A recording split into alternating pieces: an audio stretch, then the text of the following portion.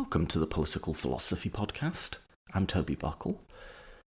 If you ask the proverbial man on the street what makes a country democratic and another one not, what you'd probably hear about is elections. Democracies have elections, free and fair elections. Non-democracies don't, or they don't have them in a way that's free and fair. Which is to say that we conventionally define democracy by the act of having elections. My guest today, Natasha Piano, argues that that isn't the right definition, and in fact that it's a potentially dangerous one. Natasha is an assistant professor of political theory at UCLA. She specialises in democratic theory and the history of political thought, focusing on the realist and empirical traditions in political science and in Italian political theory. Her first monograph has just come out, titled Democratic Elitism, the Founding Myth of American Political Science, which you'll hear about in this interview, particularly her work studying Italian political thinkers like Pareto and Mosca. In the first half of this interview, we discuss democracy in general terms. What is it, how it's conventionally understood, and how she argues it ought to be understood. And in the second half, we get into some applications. Why does liberal democracy seem to be in trouble today? And how might we account for the rise of right-wing populism? As always, if you enjoy the show, please do consider sponsoring on Patreon, patreon.com/political philosophy podcast. I don't run any ads on the show, so you can just listen to these conversations uninterrupted. And I don't have any commercial sponsors or anything like that. The whole project is made possible by the voluntary support of listeners. So if you enjoy it, please do consider chipping in. If you're not able to support financially, another great way to help the show is to just share it on your own social media or recommend to friends. And as always, a big thank you to anyone who does either of those. You're genuinely making this possible. Thank you so much. Apart from that, let's get straight to this interview. This is Do Elections Define Democracy with Natasha Piano.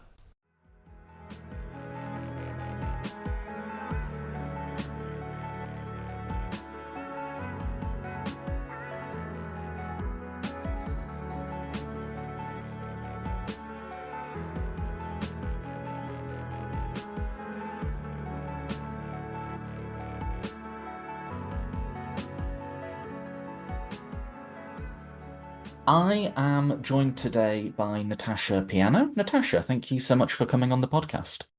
Thank you for having me. I'm really happy to be here. So today we're going to discuss your latest book, Democratic Elitism.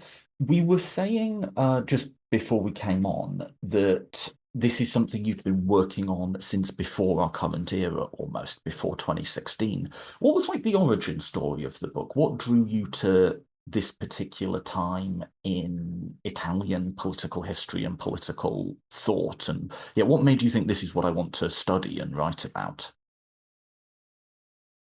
Great. Yes. Well, I have been writing this book, I think, for 20 years, if not longer.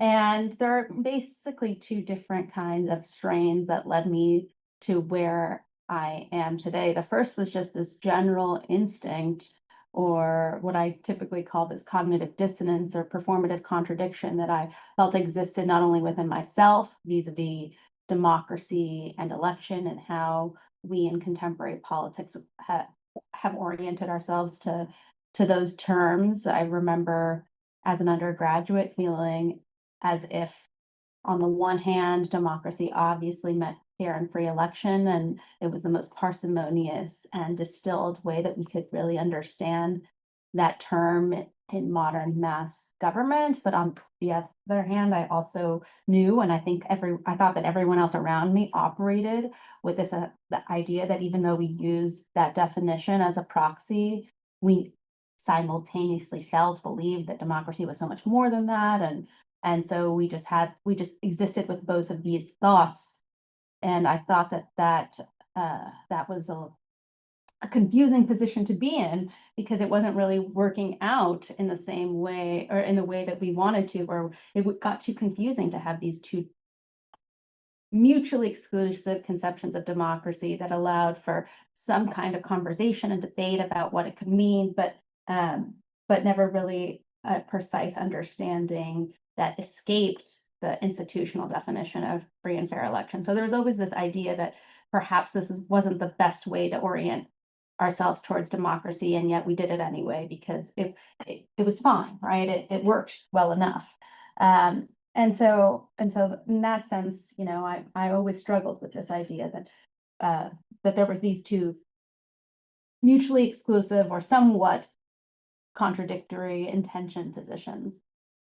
And then how did I land on Pareto, Mosca, and Mickels? Well, I mean, I did not go to graduate school studying them. I actually was a Renaissance scholar before. I was interested in Machiavelli and Petrarch and different Renaissance, Guicciardini, different Renaissance thinkers. But I noticed that Pareto and Mosca specifically were always treated at the same time as these fascist authoritarian thinkers who were politically suspect in some way, but also the founders of a political science discipline oriented towards empirical, realistic research.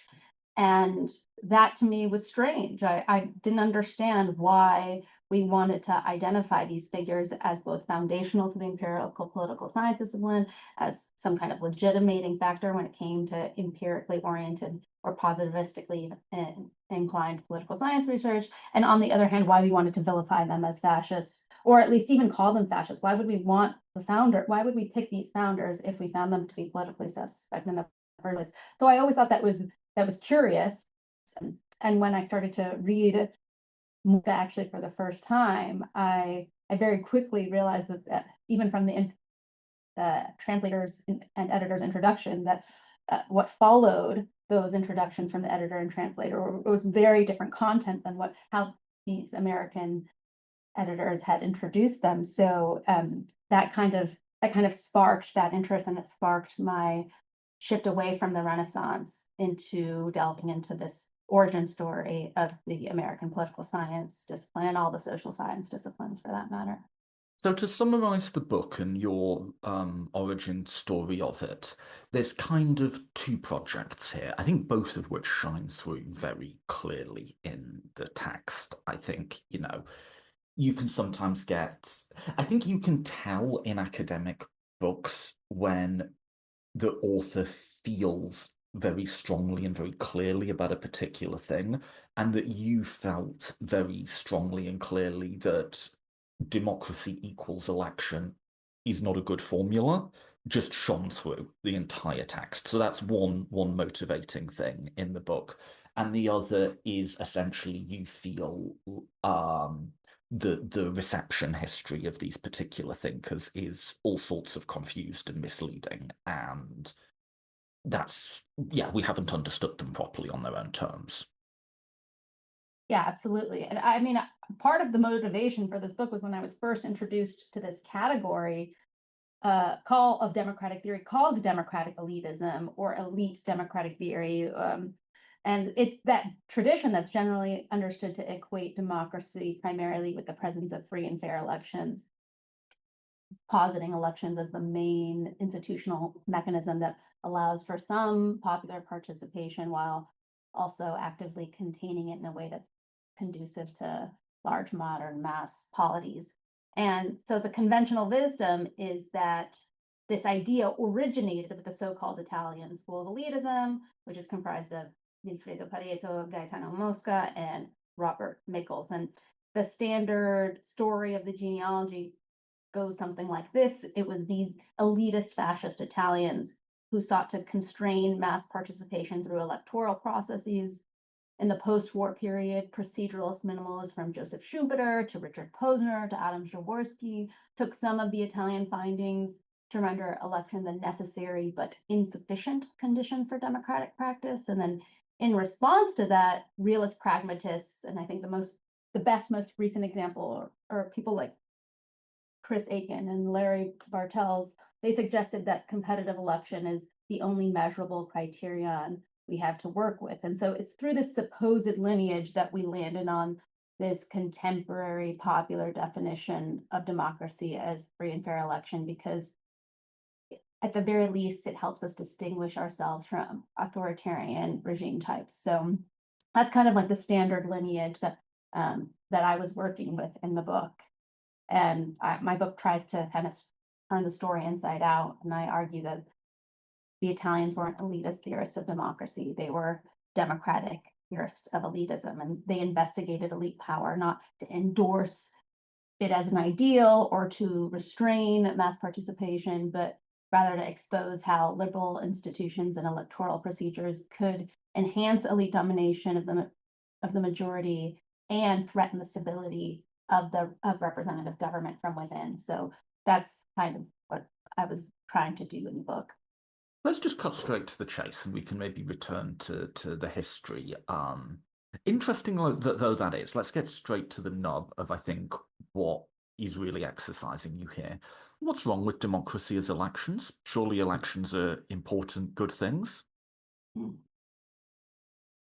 Yes, of course, elections are great. And I really don't want to suggest that reviving these figures means that we're supposed to deny that elections are a crucial mechanism in modern mass government. But for the Italians, the issue isn't necessarily that we need to find checks to electoral corruption, lest some big bad boogeyman becomes our representative, even though it's important to do so. But I think the problem runs deeper. It lies in attributing democratic power to election. And I think that the Italians help us theoretically disconnect this seemingly natural connection between a democracy. I think that by doing so, we can better appreciate elections and representative practices on their own terms for the salutary benefits that they do and can provide without necessarily equating them with democracy. I think the problem with equating elections and democracy is that there are two distinct concepts that work in this mutually constitutive way in order to preserve like a contemporary iteration of what we call liberal democracy. But there's a reason why those two words are separate and distinct. Attributing democratic power to election creates two kinds of threats that undermine both electoral procedures and democratic practice. And I think the Italians diagnosed two distinct but related threats to the legitimacy of popular government when elections and democracy are equated. Which are?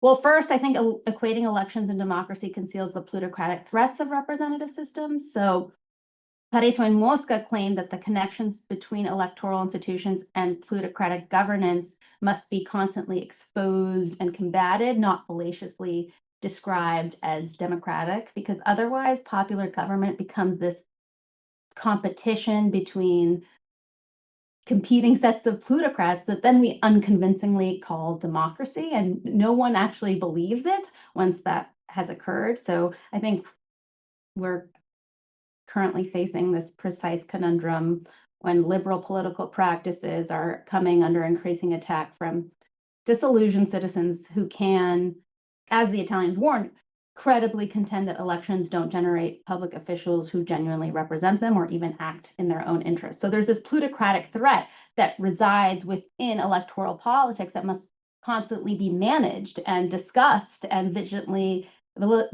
combated.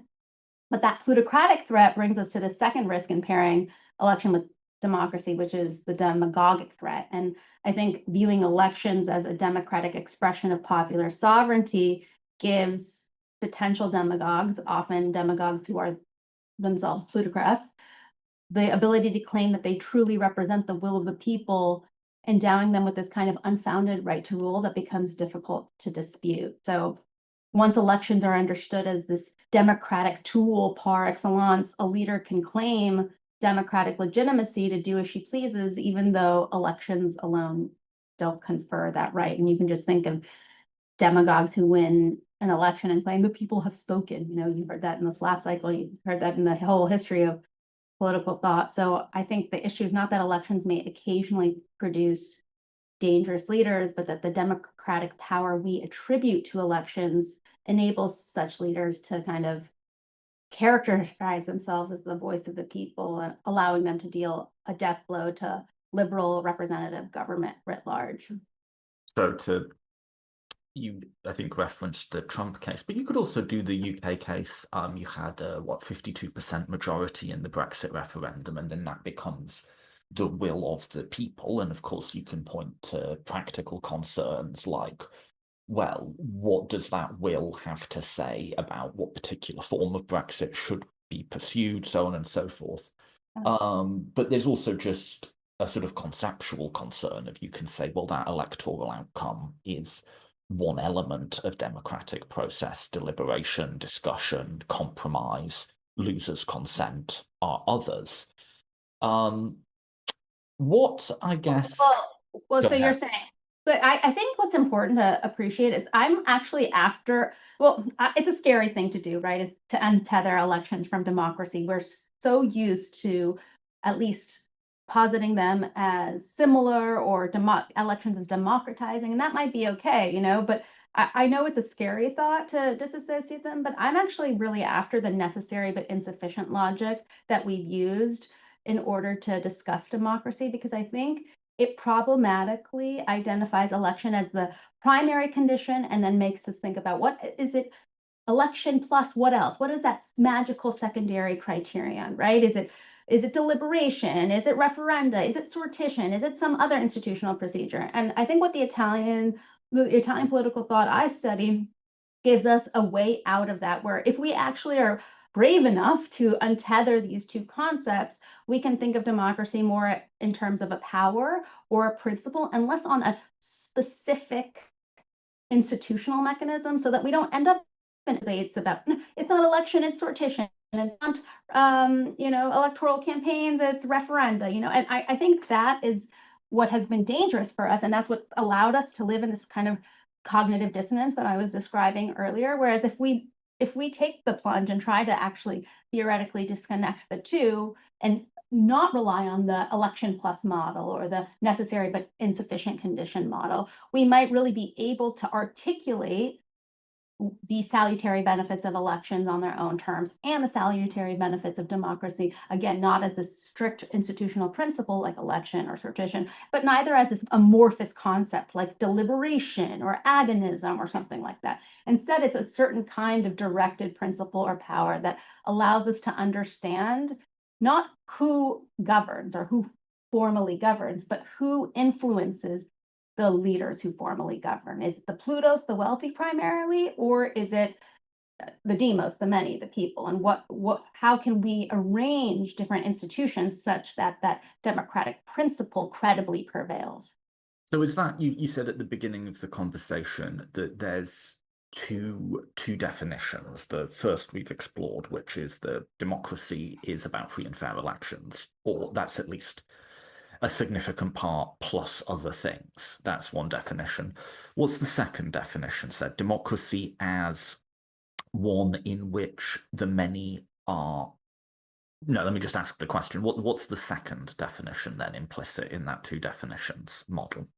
Well, if we allow elections to be a mechanism of representation and to perfect that, figure out ways to make elections increasingly more representative, that's one goal in and of itself. If we divorce democracy from that and think of democracy more as like I said, a principle or power that has three kind of attributes, then I think we unveil a different set of concerns that are equally important to us, but theoretically distinct. I think that democracy as a principle or power should be understood as advancing these three different external. It's an external mechanism that advances three different principles. Let me put it that way. So first, democracy encourages is actively anti-plutocratic, right? So the Italians argued that one way to make electoralism compatible with democracy is to include anti-plutocratic institutions into the procedural constitution. The second, most obviously, and maybe this is the first, is that it's popular, and it employs institutions beyond election to ensure majoritarian counterweights to the plutocratic tendencies arising out of elections. So there are external mechanisms to elections that contain plutocratic tendencies within elections. That's the alternative definition of democracy. And in so doing, it makes that definition makes democracy an inherently pluralistic principle or power, where there are competing elites that maybe that are only genuinely competing with each other if there are external majoritarian institutions that allow that competition to be free and fair in the first place. So I would say that that second alternative definition of democracy is one in which democracy is considered a power or principle that cultivates external anti-plutocratic, popular, and pluralistic institutions that control the plutocratic effects of election. So let me rephrase a little, put it in my own words and see how different they are to yours. So I think one thing people since time immemorial have noticed is a sort of, I don't want to say natural, but persistent tendency of power and wealth to centralize in the hands of a few. Right. We could stipulate that constraining that power and asserting a broad popular majoritarian power against it is not something that can be pursued through elections. Rather, it is the point, that is what democracy is and the point of it to begin with, of which elections are a tool in service of it, not the other way round. I think that's right. Well, no, I mean, I'm asking. That's my summary of. I mean, I think that's right, because I think that the Italians' pessimism about the inevitability of elite domination doesn't suggest fatalism, right? It doesn't suggest that we can't do anything about it. Instead, it allows us, to identify external institution mechanisms and procedures such that the inevitable influence of the wealthy doesn't result in plutocratic capture of the entire government, right? So those external democratic institutions and measures are supposed to be constantly combating these natural tendencies towards elite consolidation. That doesn't mean they will eliminate them. And in fact, I don't think the Italian political theorists would want to eliminate the the influence of the wealthy. That's not what they were after, per se. They were trying to contain it so that it could be productively used and productively combated. What do you make of a sort of structuralist justification of have you read, let me describe it, have you read this Samuel Eli Bagg's book, The Yes. Dispensation of Power? Okay, so what do you make of the argument here, which is he starts from, I think, a fairly similar place about elite capture, concentration of power, that's something we've got to avoid. But whereas in your book, or at least the thinkers you cover, they see a danger in elections as having a tendency to centralize elite power through just sort of the operation of running a campaign and forming a party and so on. He identifies in, regular competitive elections with a universal franchise, a sort of almost centrifugal force which throws power outwards because politicians have to continually go and get the endorsement of different groups and community leaders and even sort of people like me to an extent. Do you buy his account of that? Yeah, I actually think that Sam does a wonderful job of analytical, his command of how we've deployed democratic theory and liberal theory. And, he has this great line about representation. Election is an instrument of representation. Sortition is an instrument of anti-corruption. And I think that perfectly captures a lot of how the Italians were going about this. Now, I think that in untethering election and democracy,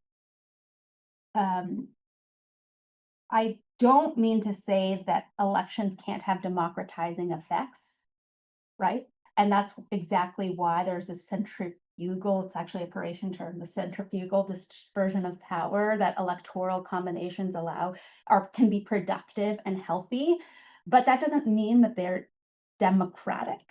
Again, they can have democratizing effects, but they aren't democratic in and of themselves. And that's because that centrifugal recombination, in Pareto's language, of power also allows the obfuscation of different coalitions that might be pernicious or um, tend towards a consolidation of power that might seem centrifugal, but that solidifies over time. And because we've been identifying this kind of dispersion of power as democratic in and of itself, or this electoral campaigning, I'm sorry, as democratic in and of itself, it kind of obfuscates problematic or pernicious elite consolidation of power. Pareto specifically said, yes, this centrifugal force, these recombinatory qualities of parliamentary regimes can be helpful, but Parliament can also act as a clearinghouse, so to speak, that hides different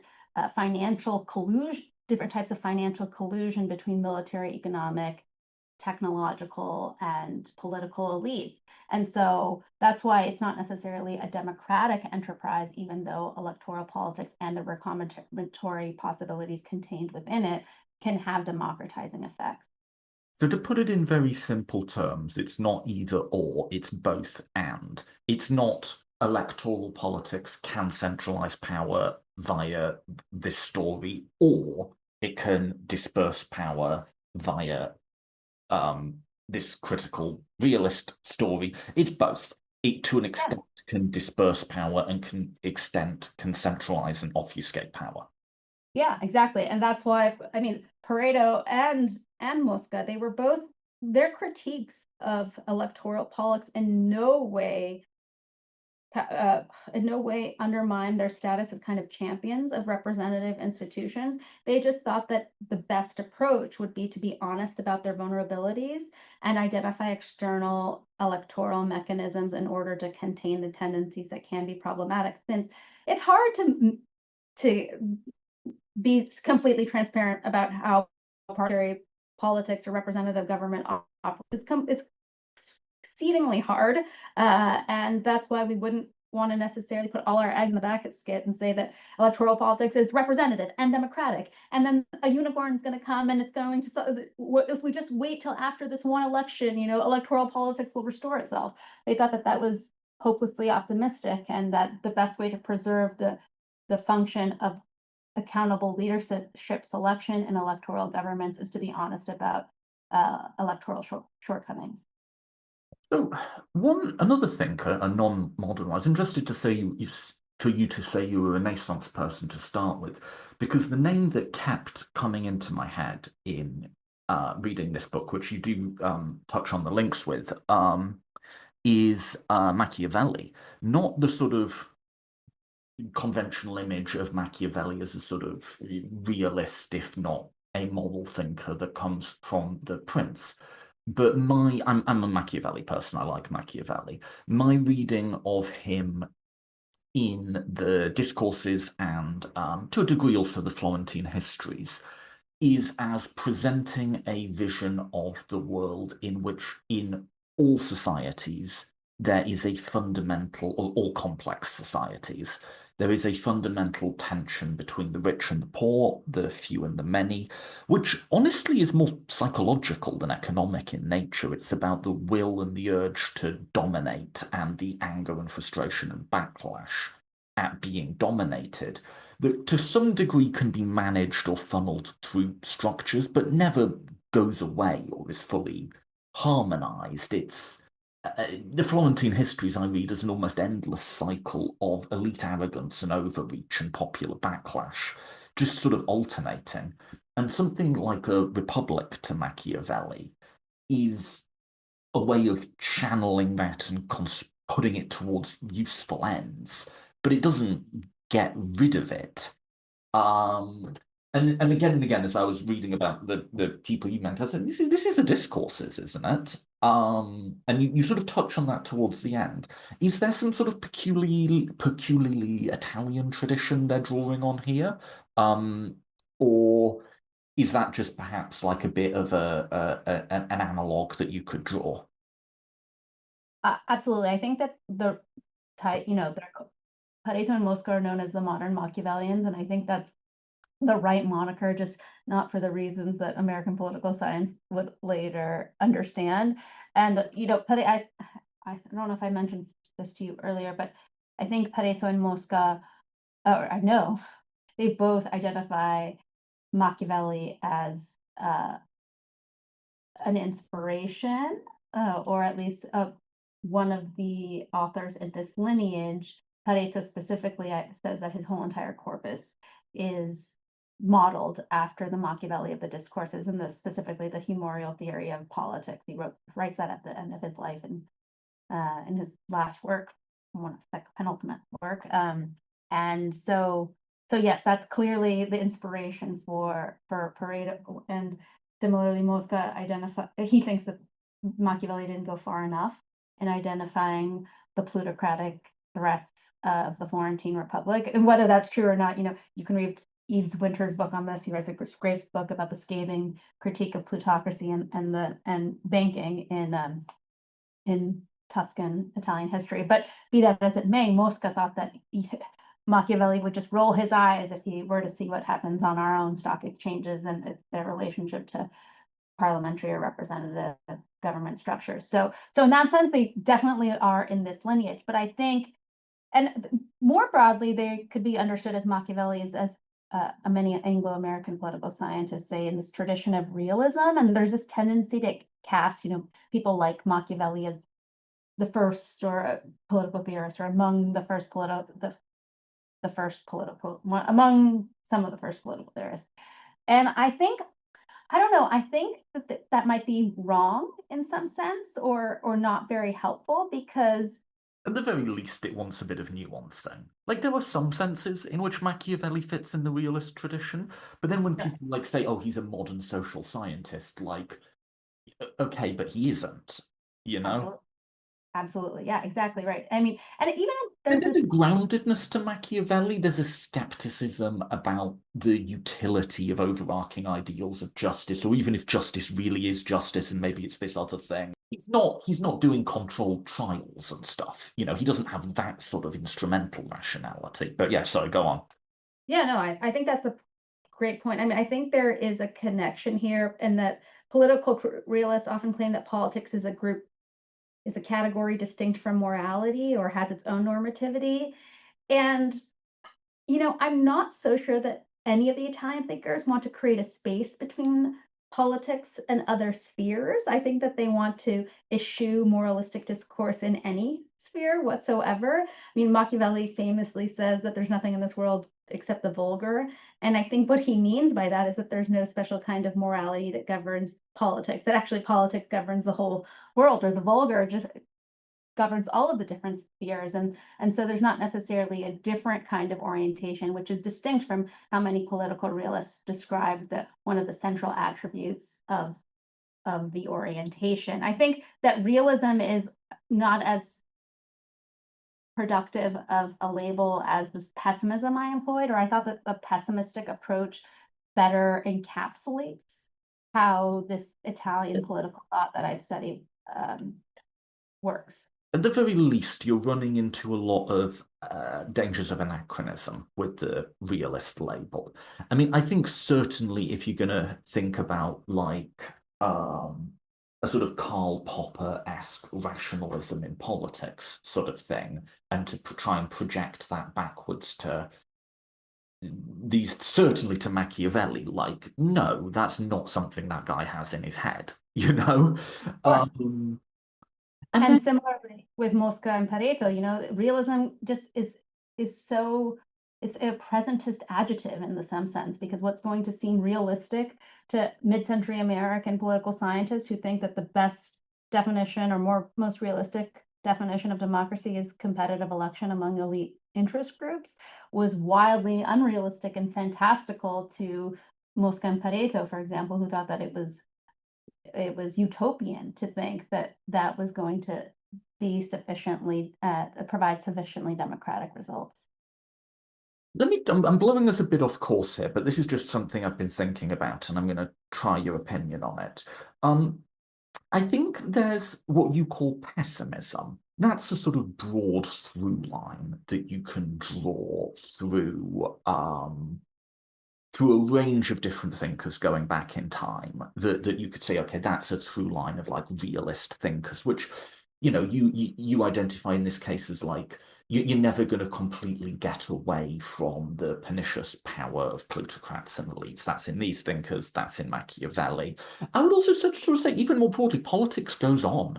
Like there's never going to be this end point where it all gets wrapped up nicely, worldly orders rise and fall and maybe fail completely, and the world goes on. Like that, you could draw through these thinkers, through Machiavelli, through someone like Hobbes, through some ancients.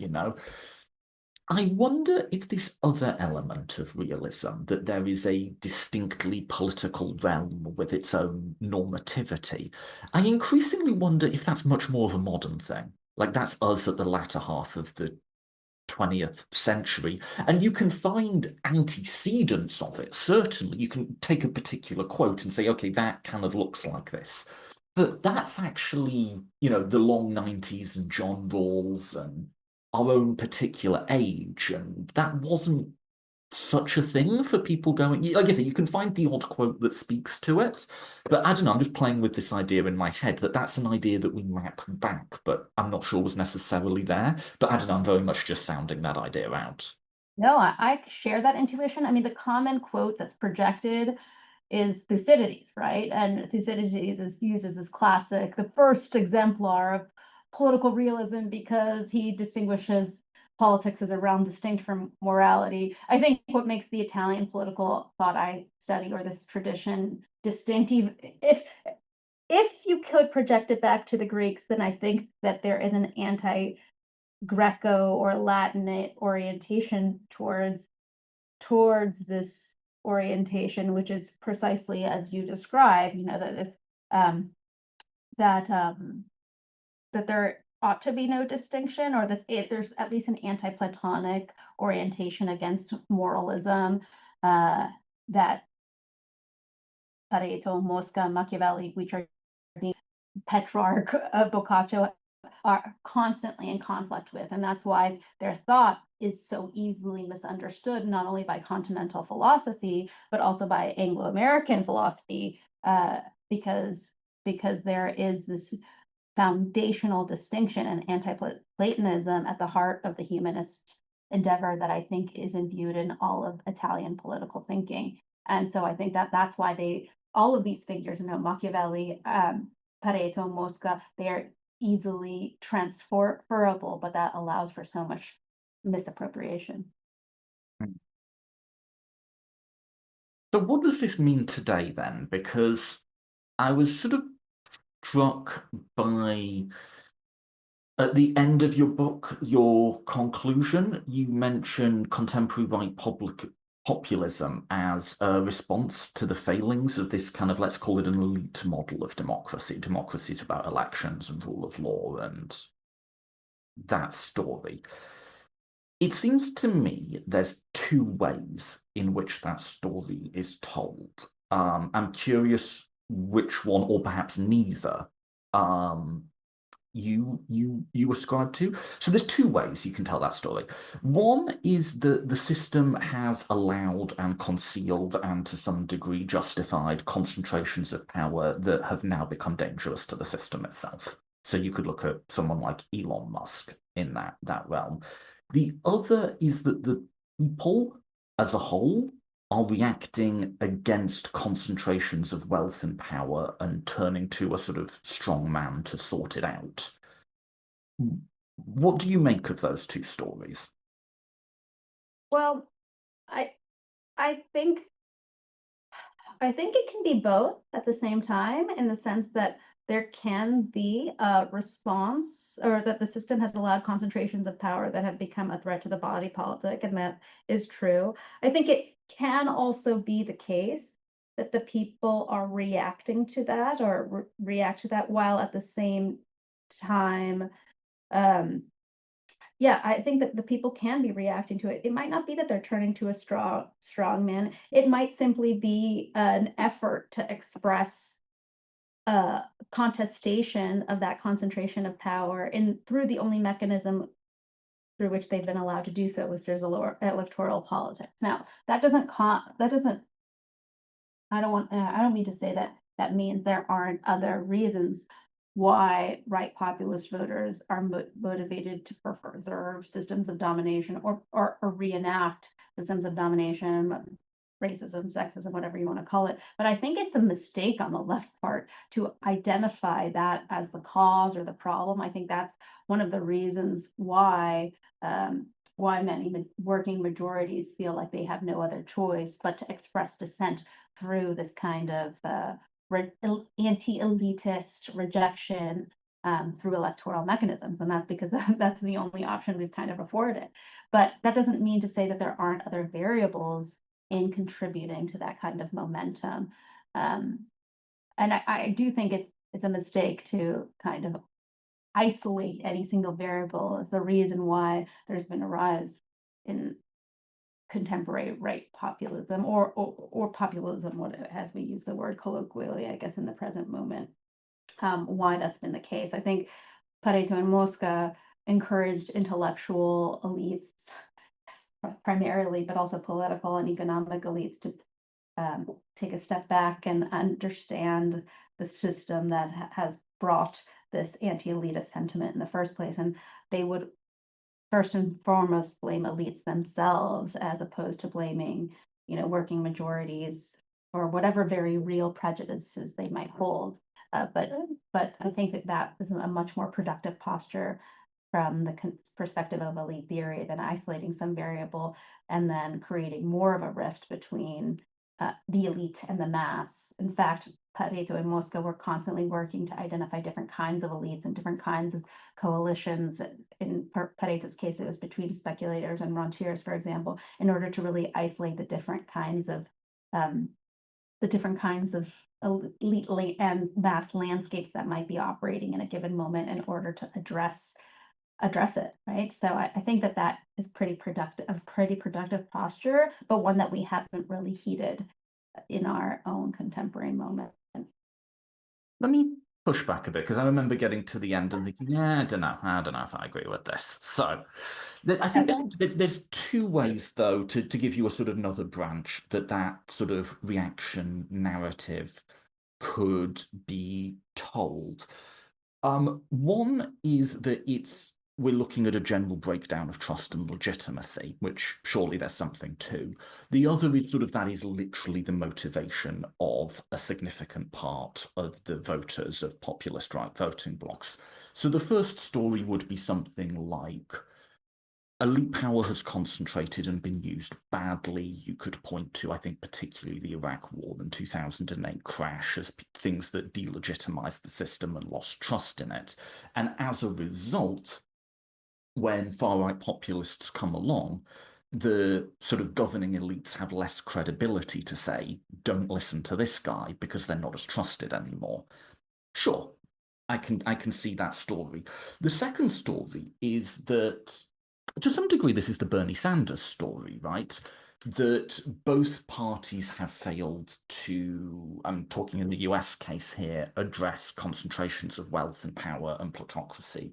Americans are left behind and fed up with that situation. And as a result, they're saying, well, I'll empower this guy who'll come in and smash it all up. And I guess my first counterpoint to that story would be that is just not what Trump voters say if you ask them. That, like, if you ask them to explain their own support, I'm not saying that will never be the story they tell, but very, very rarely is that what they'll say. You'll hear about immigration, you'll hear about culture war issues, you'll hear about trans people.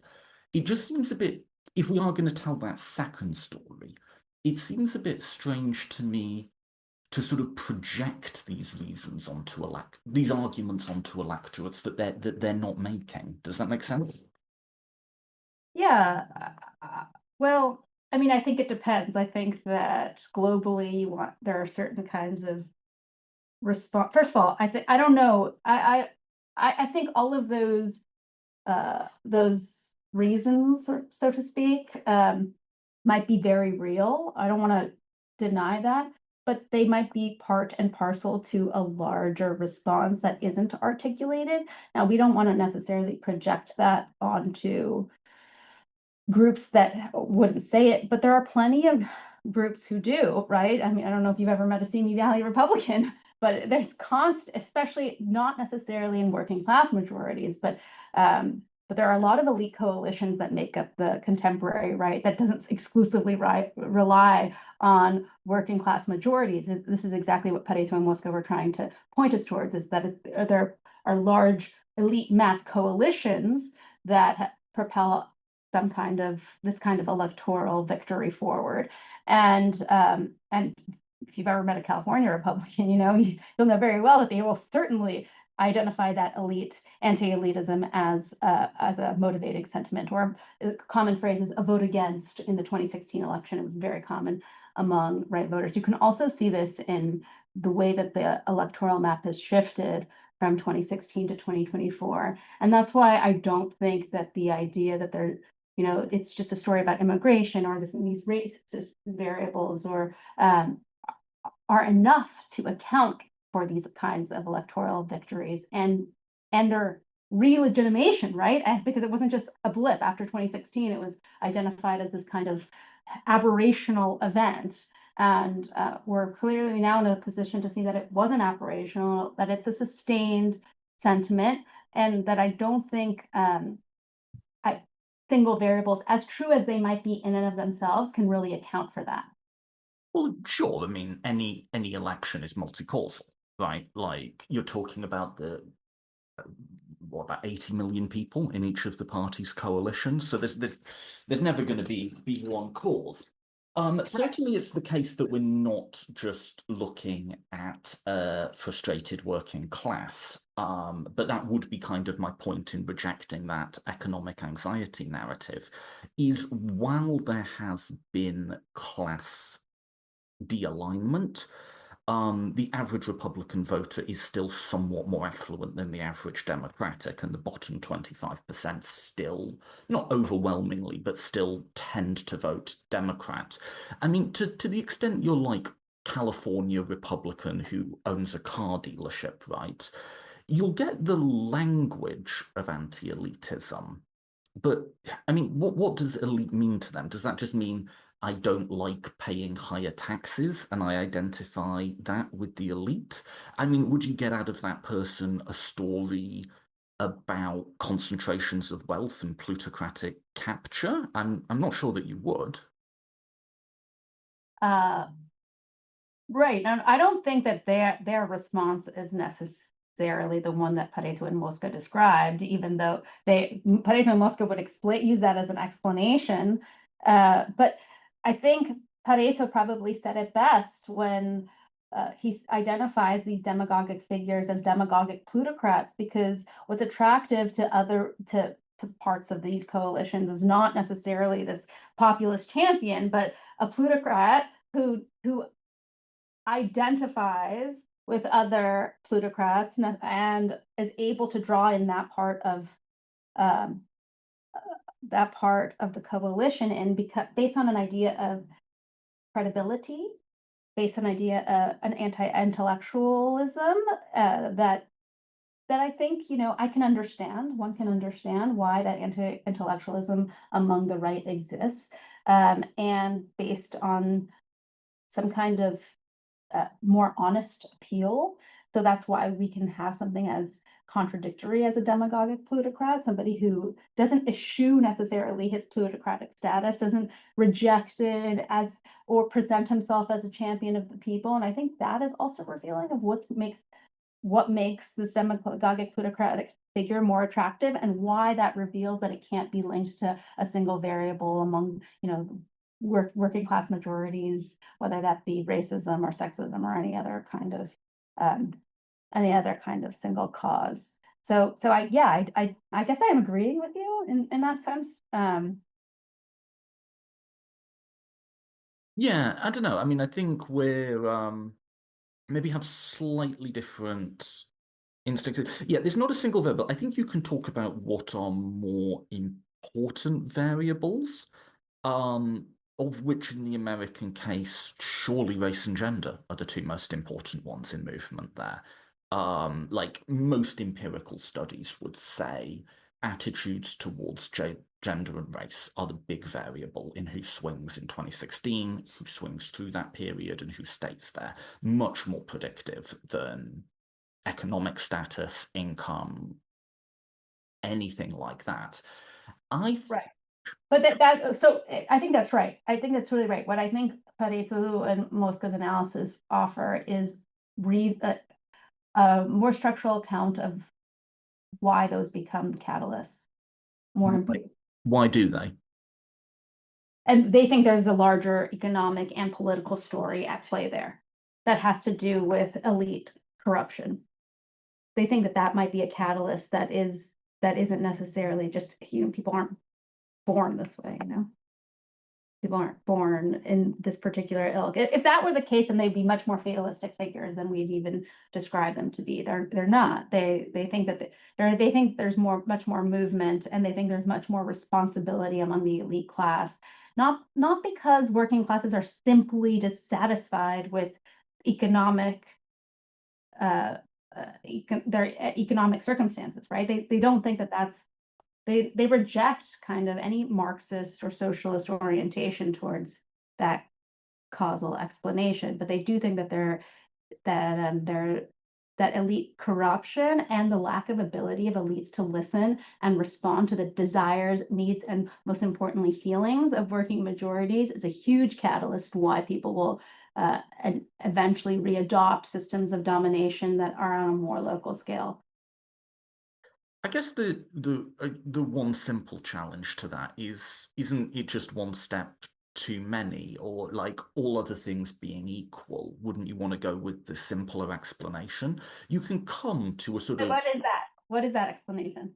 Huh? that people hold ideas of hierarchy, that these are intuitively appealing and meet psychological needs, and that they hold them because they hold them. There's not a longer causal chain. People are exposed to ideas about gender through our entire lives and society. You have people telling you to man up or saying that this is a particular role. And then people can come along and activate those primings. People can come along and say, well, don't you know that the problem with our society is that men are being feminized and that they're not real men anymore, and that you need to assert yourself and be more masculine and reclaim your place in the world. I take it that that narrative is at least part of what appeals to people about MAGA and Trumpism. And there doesn't necessarily have to be a sort of long, winding economic story that brings you into that. It just occurs at the level of ideas. I think that's right.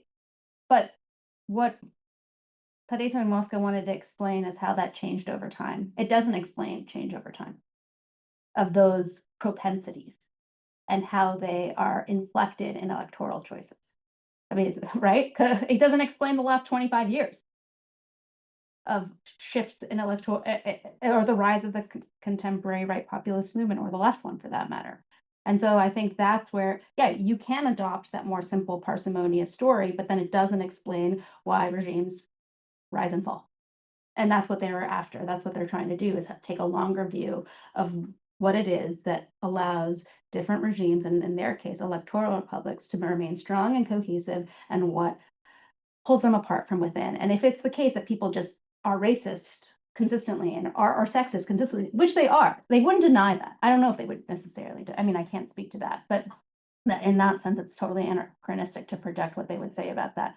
But they're trying to understand how those propensities, feelings, needs, desires change over even 20-year cycles. When you think about it, 20 years isn't a long time.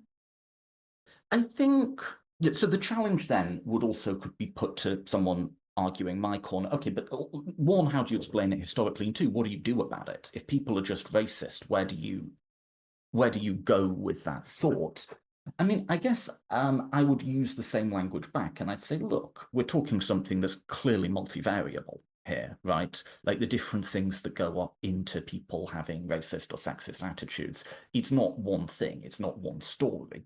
So yes, I think, there might, I think it's not completely independent of economics and politics.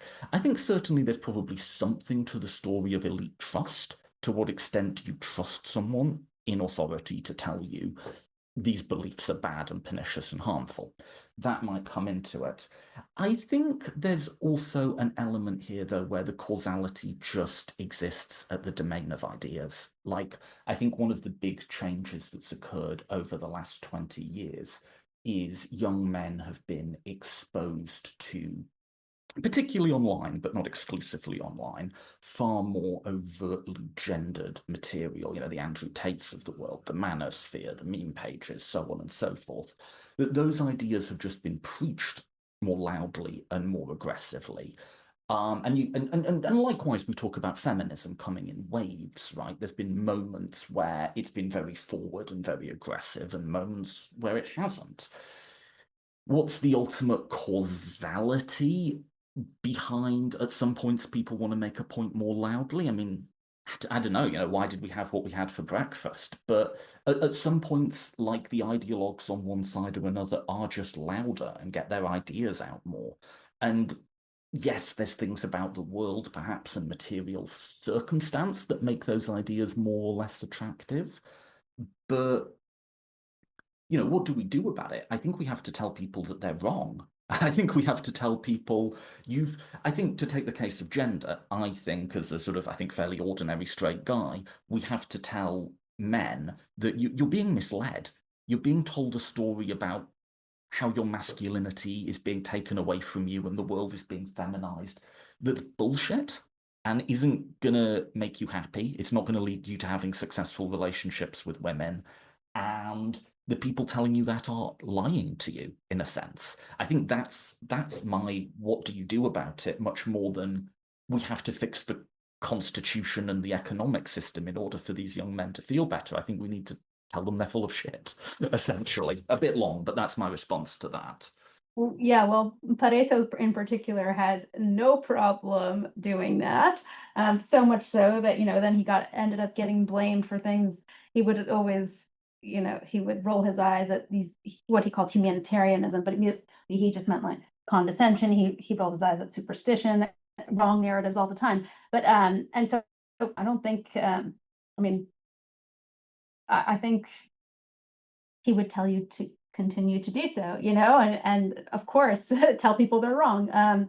But wait, you said something interesting though, right before you said something interesting about that. Oh, we shouldn't just change. We can't just like change the constitution or the whole entire economic order.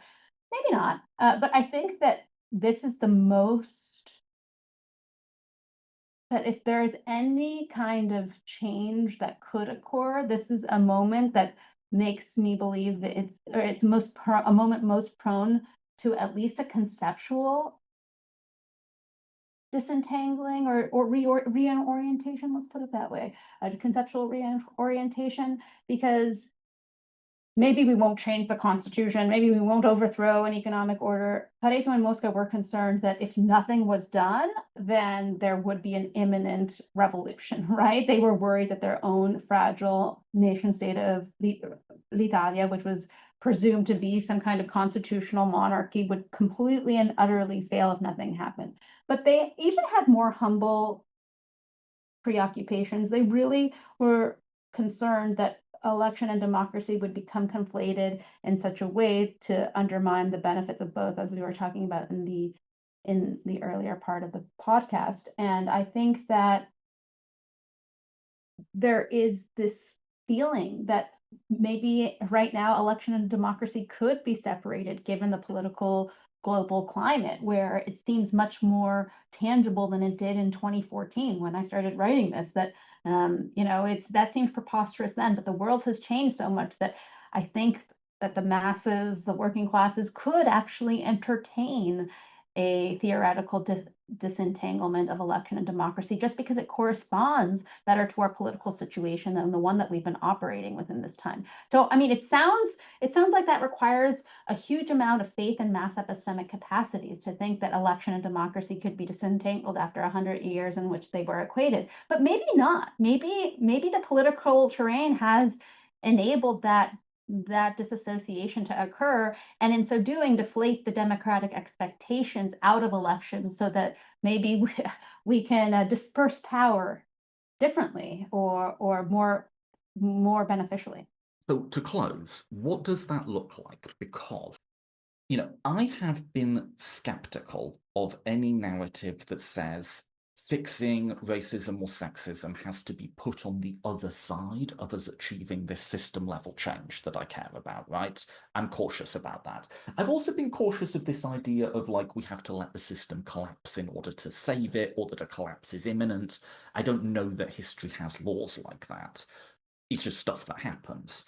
With that said, I think particularly in the American case, we are now past the point at which you could talk about a return to the old constitutional order. That is gone. And whether or not a return is desirable, I no longer think it's possible. And even in, say, the UK or European case, I think we're not quite at that point of disintegration, but we are approaching it. And I think it is clearly the case that public belief in the whole thing is all over the place. But particularly in the American case, I think what all of us on the progressive side have to do, from those who wanted a revolution to those who wanted more incremental change, is we now have to say what comes next. And I don't think it'll be what came before. And so while there might be different narratives about what caused the moment and led into it, I think we all agree that merely going back to an elite theory of checks and balances and a very sort of elite liberal view that we had through the sort of 90s and 2000s is no longer feasible in this case. So what comes next? What practically follows if we could empower a majority of people to back a reformer party in the US to have a sort of third constitutional remaking? What follows from this vision that you're arguing? What sort of things should they do, either at the level of culture and belief or constitutional change? What would that look like in the most concrete terms? Wait, what would a revolution look like? Or what would the What would you like to see from a constitutional reforming in America? I've heard people talk about all sorts of changes to electoral systems. I know they're not your main focus. What would some of these empowerments of populist majorities actually look like? God, the short answer is I don't know. But there is a long answer. I do trust, if all of these electoral reforms, I really am, I mean, not all of them, I don't know, but many of the electoral reforms and constitutional reforms that I have read about seems very productive, right? Joseph Fishkin wrote a book called and William Four about the anti-oligarchy constitution. It's a great book. Aziz Rana wrote this great book about, how the Constitution actually fails us. And there's all these ideas about that. And that's actually not my forte. So, and they all seem compelling. And I could theoretically be persuaded by any one of them because they all kind of have the same gist, despite the argumentative tone in which they engage in the debate.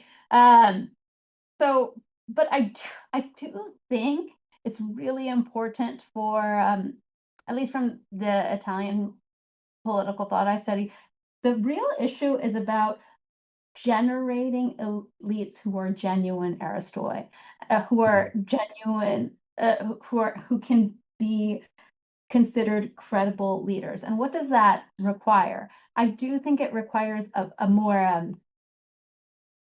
aesthetic reorientation, excuse me, towards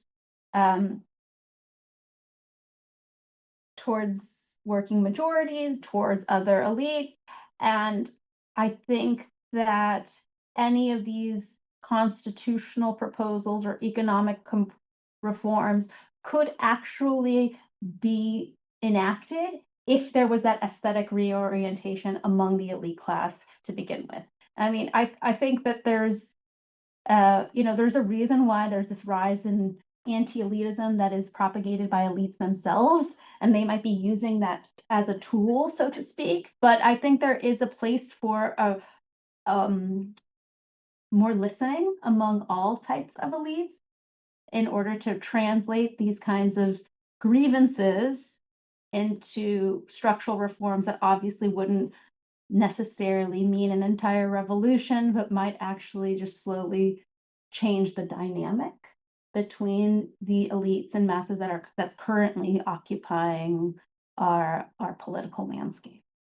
This is one of the things I struggle with is like, does institutional change the praxis, the dynamic, as you put it, or do we have to change the dynamic in order to get institutional change? I don't know. I mean, it's obviously a feedback loop and both, but like what the primacy is and the way to think about that, I struggle with. It sounds like you're more on the we need a change in the dynamic as the starting points. Well, I think that either can happen. It depends on a particular historical cycle. And that's why Mosca detailed every single government in the history of the universe in order to identify what qualifies as a historical law and what doesn't. And he says it can happen either way, right? He said before Mussolini's ascent to power, he's like, it doesn't really matter. We got to just do something. We got an incremental change might kick off um, some kind of the feedback loop, and you just have to pick up that chain where you are. Right now, the political climate seems to suggest we have a plethora of institutional mechanisms at our disposal to enact, and yet it would be impossible or unrealistic to do any one of them. I'm not sure about that. I think the conversation has to kind of change for those things to emerge as a possibility, but they're not wild, right? They're not wildly crazy ideas at all. Any one of them in isolation. And since many other experts are much more focused on that kind of institutional tinkering, I would leave it to them to work it out. But not only them as in the elites alone, they have to change their orientation and how they approach the dynamic between the elite mass binary in the first place. I don't know if that's helpful. I know you want me to say, like, this is what the Constitution is supposed to look like, and this is how we should change it, and this is what the economic order should look What like. And this does is what does very like I'm drilling you because I find this interesting. But okay, but what does no, I would be very interested to hear about all of that. But what does that change in dynamic look like? What does because politicians always talk about, oh, the Democrats are doing this right now. Like we lost an election, so oh, we need to listen more. And they're doing this sort of performative but it's self-flagellation. performative. Well, It's yeah, I mean, I'm not saying performative. I'm hugely impressed by it. I'm not. I'm like asking what would you like to see that is not being done? I mean, I agree it's performative and it's dumb, but like what does that listening look like? Well, I mean, I do think it's revealing that people like Chris Rufo and all these other cultural figures on the right are deploying Pareto and Mosca and Gramsci in a different way than I think the left has been, even though they were put, especially in Gramsci's case, it's like a strange appropriation. Not because look, it's not about the right and left. But Mosca and Pareto were really trying to transcend that and try to understand why there was this, why certain moments intensify the confrontation between the elite mass binary or the humorial theory, and why certain moments in history assuage it, and what kind of coalitions make that up. But I think that I think what does that look like on the left? I don't know. I don't know. But I General, do I could give you the UK case where people are much less aligned to a particular party, and it seems like the whole lot of them there's no trust in. You know, right. Yes, like exactly. That's exactly what I think. so what could our political overlords in the UK, how could they be listening of any party in a way that you think would be productive and would be true Aristoi, as you say? Oh, how could they be true Aristoi? I If don't Keir know. Starmer's listening, what are we doing wrong, mate?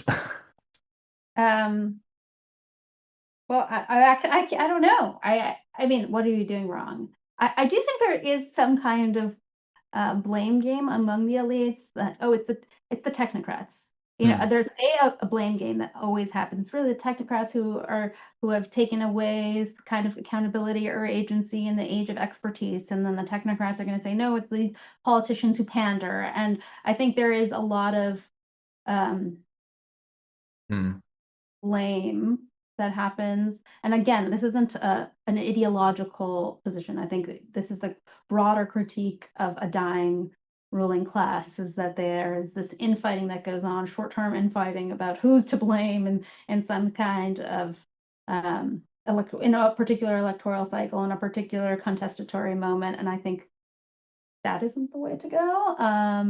I think channeling channeling Pareto and Mosca, and they would say this of a left populism, a right populism, of whatever. Again, this has nothing to do with a political position, but I think they would say that you have to entertain introducing limits to your own power, Hmm. even if only to save it.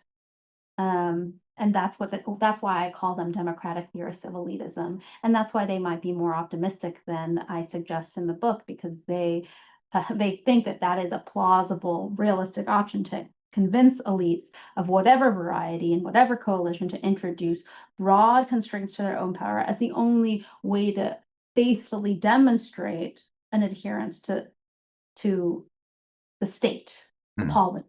Um, and that incidentally would also have the effect of increasing credibility and protecting elite power, this cohort of elite power, because Pareto and Mosca are always going to say there's always going to be another elite that emerges to replace a dying and defunct elite classes. So they're trying to desperately urge their peers to do something, and that can mean actually a wide swath of things. But those are the broad category is like you probably shouldn't moralistically or sanctimoniously blame some other elite sect when it's demonstrative of a defunct or dying or elite class, and instead introducing restraints to your own power are really the only way that you can gain credibility. Maybe it's too late, as you were suggesting. Maybe it's too late. And Pareto and Mosca said that. Pareto and Mosca said that with Mussolini's ascent to power. They predicted for years, for 40 years, the ascent of a demagogic plutocrat on the scene. And once he appeared, Mosca Mosca, he he he offers a funeral organ for parliamentary government as its harshest critic, but ultimately its defender. And so he resigns from the Senate when that happens, when Mussolini changes the constitution, basically, and he resigns and gives this funeral oration for parliamentary government. And I don't know if we're at that point, but I know that they would have eschewed any kind of sanctimonious behavior on the part of the elite class, and other types of petty blame, because they thought that there was a larger threat, which was the stability and continuance of a representative form of government. I think we're at that point in America or approaching. I think in the UK, we're at the point, to use their language, you need to constrain your own power or be prepared to. That's also a very Machiavellian thought, isn't it? To go back to our Florentine friend. Um, but anyway, I'll leave you with the the last word on that. All right, that was a really interesting back and forth. Thank you so much for that. Before you go, do you want to remind listeners of the book and anywhere else they should go to follow you? Are you on social media? Are you on Blue Sky or anything like that? No, I haven't yet learned to be a technological elite. I'm not on Blue Sky. The book is available on Amazon and on Harvard University Press's website. It's called Democratic Elitism, the Founding Myth of American Political Science. And I'm an assistant professor of political theory in the Department of Political Science at UCLA. So yes, that's I don't know if there are other platforms. I haven't caught up with my social media presence yet. Maybe one day. Well, I'll link to the book when the episode is out. Thank you so much for your time in the conversation, Natasha. Thank you for having me. I really had a great time.